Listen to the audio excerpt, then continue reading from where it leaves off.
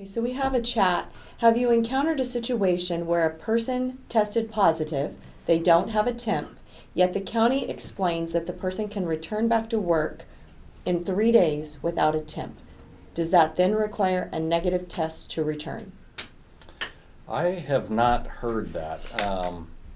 That if somebody, I mean, again, many people are asymptomatic. They estimate as many as 50% of people that have the virus exhibit no symptoms whatsoever, including no rise in temperature.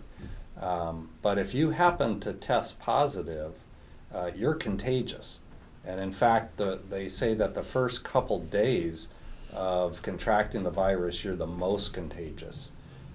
So if we would strongly advise anybody that tested positive, even if you didn't have a single symptom, including rise in temperature, you should be home quarantining yourself. You should not be going back to work. And that's real surprising that if that in fact is what the county is advising people. I'll circle back with our team that speaks very frequently with the county. I'd like to think that that's just misinformation that's out there. And we're not requiring negative tests. We're requiring them to spend so many days in quarantine and then... Right. We do what's called time and symptoms. So if one of our employees tests positive, whether they had symptoms or not, we require that they quarantine at home for 14 days.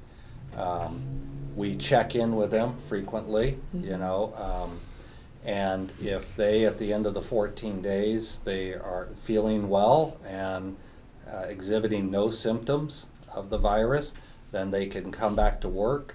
Obviously, when they come back to work, they're wearing all their PPE and protecting themselves and others, but we do not require them to take a test and they come back negative.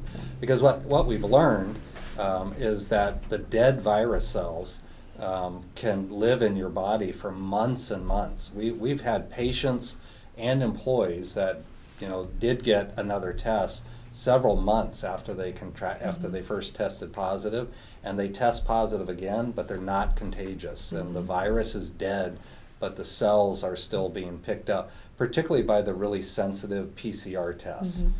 So that's why we kind of moved away. That waiting to get a negative test is really kind of fruitless, because you may never get one.